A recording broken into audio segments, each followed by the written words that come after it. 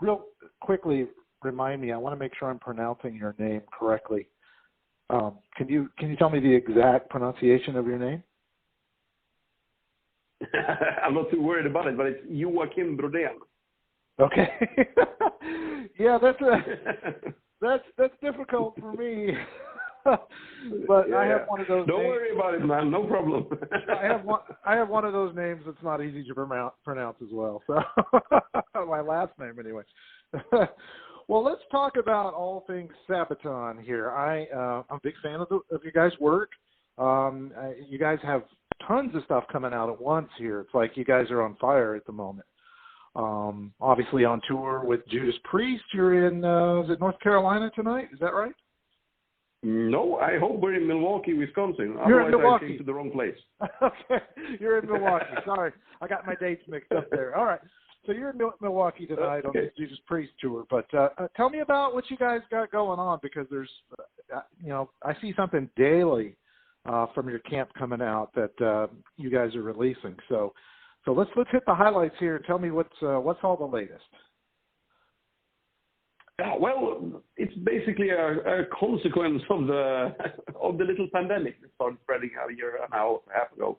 So we decided not to sit down and wait and do nothing. So we pushed sort of songwriting and getting our shit together, everything. We all have these things lying around that needs to be done, but I'll deal with it later when I have the time. So we started by dealing with all of those things, and then we sort of went into, production mode. We started writing music, both for a new album, which is, it's ready already, and then we also did the extra songs and singles that we have been releasing, over the year. And I also see you guys have a video game you just launched. You have a tie-in with the tank game, correct? Tank Commander? Yeah, Steel Commanders, yes. But technically not really our game. I mean, we're doing it together with Wargaming. But yeah, we have a tank in that game, and we are sort of, if you get that tank, you can choose to have us as the crew and me as the commander, and I'll be the one doing the voiceovers for that, which is kind of cool, actually, to do. That is very cool. Not too many people can claim they have their likeness in a game, so that's pretty awesome. So how's the tour going? I know you guys have been opening up for Judas Priest. You've been out on a few shows already. You guys just arrived in the States, a week ago, 2 weeks ago, something like that? 2 weeks. Yeah, 2 weeks and 2 days, I think, something like that. Yeah. So it's been great. Judas Priest and the crew are really nice to us. Not that we expected anything else, but it's always nice to find out that your old childhood heroes are actually nice people. So, yeah, very happy, actually. Well, good. And how are you guys? Obviously, you're, hopefully this is a good opportunity for you guys in the States to lay down the groundwork and reach a lot more, larger audience. It's not like you haven't been to the States before, obviously. I've seen you myself, but it is cool to know that you're probably reaching a lot more people with a tour like the Judas Priest one. So that's good. Yeah, I mean, that's one of the main reasons, obviously, that we're here, because we don't play exactly the same music as Judas Priest, but I'd like to think we share the same musical DNA, the old classic melodic 80s metal, Yeah, correct. And I think, metalheads are pretty diversified these days. At least I am. I know I can go from listening to something way back, classic metal and even 70s rock, and then next thing I know, I'm listening to death metal or black metal. I can just switch it back and forth. It's almost all one genre these days, with just a different name on it, as far as the sounds go. But it's great to see you guys again pick up that kind of coverage. And then you've got a new album coming out, right? That is it complete at this point or no? No, we're done. But we haven't released it yet, and I don't think we have announced the date yet. We still want to hold off a little bit, because we don't want to release an album and walk directly into canceled tours and a 15th lockdown or whatever, Sure, obviously. So are you expecting that to be in 2021, or is that more probably a 2022 release? It's more probably a 2022 release, but I would, well, unless things change, we wouldn't have to wait very long into 2022 if I say it like that. Gotcha. Yeah, this pandemic has really kind of, thrown a grenade, if you will, into everybody's business lately. But so far, I guess you guys aren't having any issues with any cancellations or anything yet here in the U.S. For any of these shows. No, we've taken pretty decent precautions. We sort of have not a locked system, but a harder to access system. We have no rules are like no guests on the bus, no guests backstage, masks whenever everybody is vaccinated, and we take care. Yeah, we can go to a restaurant and eat, but don't go into one. Yeah, because that's a tough one, right? Because I mean, all it takes is one guy. I mean, either a member of the band or the member of the crew, one person to get it, and then then it's chaos, right? So. Yeah, it could be a disaster. I mean, there could be the cancellation of the tour, or Absolutely. So, but I mean, at the same time, common sense is used, and we try to think about it. But all it takes is one guy forgetting once, or things that aren't even in our control. I mean, our bus drivers have to go to hotels and check in every day. Sure. What happens if if they get it there when they get their morning coffee? Yeah, exactly. So, and then everyone on the bus. So hopefully not. Hopefully, hopefully you guys are staying safe there. How was the obviously coming into the U.S. Did it seem like there was some pretty strict protocols as far as like visa and so forth to play over here, or did you not really encounter much problem with that? Normally we never have problems with U.S. visas. This time we had, not because getting the visa itself was a problem, but during the lockdown, a lot of the U.S. embassies didn't do interviews. Mm-hmm. And you need to do interviews to get a visa. So we had to sort of get our asses to Belfast in Northern Ireland to apply for that.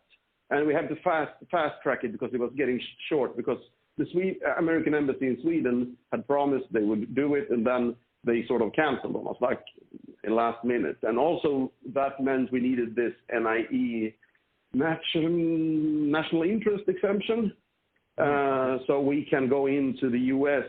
without being in quarantine for 2 weeks or so. I see. Foreign artists, you'd have to sort of sit in a green country, and Europe was marked red. So there was a possibility a few months back that we'd have to, basically fly to Mexico and sit in Mexico for 2 weeks before we can go into the U.S. Wow. So we managed to get around that. Yeah, but it sounds like you guys kind of had to work pretty hard just to get in to do this tour. I mean, it sounds like there was a lot of hoops this time. By far the most complicated. By far the most complicated tour to make happen we've done so far in our career, I think. Wow. So what's your stage time? I mean, you guys go on first, obviously, before Judas Priest. How much time are you guys allotted for each show? They're nice enough to give us an hour, so wow, which is perfect. Excellent. Because we wouldn't want to play longer, because that would make the crowd. Yeah, you don't want to see a support band for an hour and a half.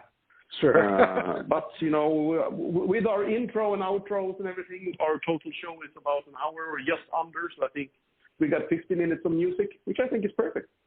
Yeah, that's great, because you guys have a fairly extensive discography, at this point. So you've got plenty of music to pull from. So tell me a little bit about It was really tricky to write Setlist. Yeah, I bet that was kind of fun trying to figure out what to play. On this tour of a scale, this large. So that's got to be pretty interesting, just figuring out how to do that. So tell me about the new song, Steel Commanders. Tell me about that. How is that going to be on the album too, or is this a separate release where you're just kind of giving people something to listen to before your new album? Oh, that's a totally separate one. So it's the Defense of Moscow and the Royal Guard and the stuff we released earlier. None of that nothing that's on the album has been released yet. We have a whole another album on top of that. So we've been, and actually the Steel Commander song, we were done with that. That was supposed to be released last year for Gamescom actually, but it was canceled. So Gotcha. all we did there now was record the video, which was a big project. Of course, we're traveling to Belarus during a pandemic. It's a tricky thing. But yeah, the song was written like 3 years ago or recorded 2 years ago. we didn't get to release it until now. Well, you know, it's good to see that you guys have used this, you know, the situation with COVID to your advantage, at least to, you know, work on new material and get stuff, you know, out there. You know, I know some bands were pretty upset, and I'm sure you guys were too, that, you know, that it limits your live performances during, especially in the beginning of this thing, because, you know, every band lives to play live. There are a lot of cancellations, but there's not too much to do about it. If there was only one thing that I was frustrated by was sort of, I mean, obviously in the beginning we didn't know much about the virus. You know, they closed these things. It makes sense. It hurt us a lot, yes, but it makes sense. But it's fucking bullshit when they have like soccer is going, you know, the Euro Cup or whatever, and, you know, thousands and thousands of arenas people are playing. As long as it's sports, it's fine. But if it's music, you're fucked, and that pisses me off big time, you know. So there's a lot of hypocrisy there on what they decide to to go with and what not as far as the crowds go. How is the COVID situation back home? Is it good, or you know, how is it in Sweden at this point in time? Oh, Sweden chose not to do a lockdown at all, and never did. They had pretty high numbers in the beginning, but now, as a lot of people already had it and a lot of people are vaccinated, Sweden's numbers are pretty low now, actually. I see. You could argue we killed off the ones who were, you know, who were sensitive to it. You guys went for the natural approach. Life in Sweden was never a lockdown situation at all, you know. There were limits, like, you couldn't be in a bar after midnight anymore and stuff like that. But, if you wanted to go shopping or whatever, it was pretty normal. Wow. And do you guys have the same kind of, well, you probably don't have mask mandates either. I was going to say to you, I mean, that's a big issue, obviously, in the U.S., which is kind of turned into a political issue, I suppose, but people are very, you know, opinionated about that whole, you know, if they have to wear a mask or not kind of thing. I guess that wasn't an issue in Sweden as well, right? I mean, was it not a mandated thing for you to... Sweden never had a mandate for masks. Wow. Okay. So you guys were just free to come and go as you please. So you're not actually used to it being not used to it being quite so restrictive, I assume, as it is in some of these other countries now. I was a little bit different because I live in Norway, which is, I live very close to the Swedish border, and Norway handles it very differently. So I'm used to wearing masks, you know, pretty much as soon as you go indoors into a shopping center or something. Norway was kind of open as well, but they required masks on public transport and indoors. So I'm used to it. But most of the band who live in Sweden, they barely had masks unless they were flying, you know, when we were going somewhere. So I have to ask, you guys are going to, you know, obviously you're doing a lot of live shows opening up. Like you said, you have an hour set. So you got a lot of, you know, a decent amount of time there. Any chance we're going to see maybe a live album come out of this tour with Judas Priest that you guys are on, or do you not have the equipment here to do that? Oh, the equipment is here, actually. That can be easily sorted. But it'll be a pretty boring live album because, I mean, imagine the amount of shows we have to record to actually get an album out of it. It's only 12 songs. We have time to play. So that would be the issue, that we'd have to sort of record, and video film, like to get a whole release, we'd have to record 3 or 4 or 5 or 6 shows, you know. Sure. Yeah, that makes sense. I mean, obviously there are some songs we can change. Yeah. Yeah, there's certain songs going to be in your set list that people are, you know, going to be looking for. So tell me a little bit about in the beginning. I mean, you guys have a really nice narrative running with Sabaton. very historical on the military side of things. What kind of convinced you guys that was sort of a good way to go with the band? And it seems to have worked out really well for you. But you already have an interest in history and war prior to the band, or? Yeah, in a sense, a little bit of a history interest, but not massive at all, actually. It kind of happened by accident that we had the music. I remember I'd written the music for the song that became Theme of Victoria, and we thought it had a big sound to it, and we thought we can't sing about, drinking beer or, killing dragons. We need something bigger and something that matters somehow. Sure. So we chose D-Day, and we already had the song Panzer Battalion, which was about military conflict back then as well. But all of a sudden it made sense. It was, before that, writing lyrics was a necessary evil somehow. And all of a sudden it became interesting. And we thought, hey, maybe we should do this whole album about military history. And that's how we started. And we liked it. And the few fans we had back then liked it. So we did the second one, Atero Dominatus, the second album. We sort of did it again, and we never left it. We never had a meeting and said we're going to sing about military history. It just happened. Well, it's pretty cool because I see it when I come to your shows. When I've seen you guys live before and stuff, it was a lot of younger guys and girls coming to the shows to see you guys, and they really like that historical aspect of it. You've got, for lack of a better word, you've got a fairly philosophical, intelligent base of people that, like what you do. Not that metalheads aren't. Obviously, I'm a huge metalhead, and I like to think I'm on the intelligent side of things in most cases.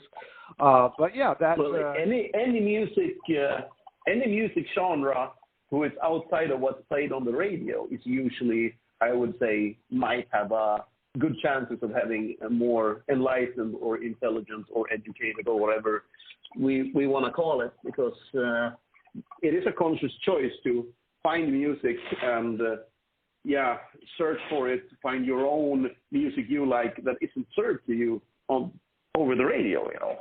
Sure, yeah, and you guys really have I would call it a cult following, but definitely a large audience of devoted fans. I mean, last show I went to, I can't imagine how many people, I saw with Sabaton shirts from several albums back and just lined up, to get into the show. And they really dig it. And it's a great subject, I have to say, because you're never going to run out of material. I mean, conflict has been going since the beginning of time, and it's certainly not stopping anytime soon. Yeah, I mean, even if we made an album, physically, if we could make an album, every 3 months for the rest of our lives, we still wouldn't run out of material. So yeah, you'd still have military conflicts and other things that you probably still could dig up and do an album on, because since the beginning of time, war has been one of those things. So fascinating, very fascinating stuff. Like I said, the lyrical content is interesting, the delivery. And I think you guys were smart to do that. I mean, a lot of the power metal bands, like you say, were kind of the Viking type lyrics. It was kind of, I don't want to say it was getting kind of generic, but maybe in some cases. And so you guys definitely kind of flipped the switch on it, took it in a completely different direction. And seems to be working really well for you guys. And, people get a little history lesson along with enjoying the song. So there's nothing wrong with that for sure. No, and we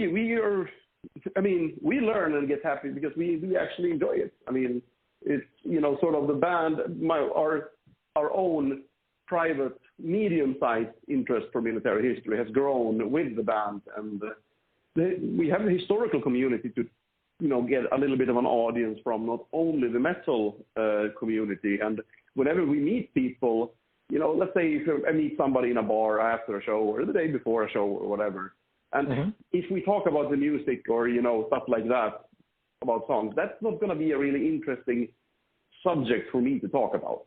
You know what I mean?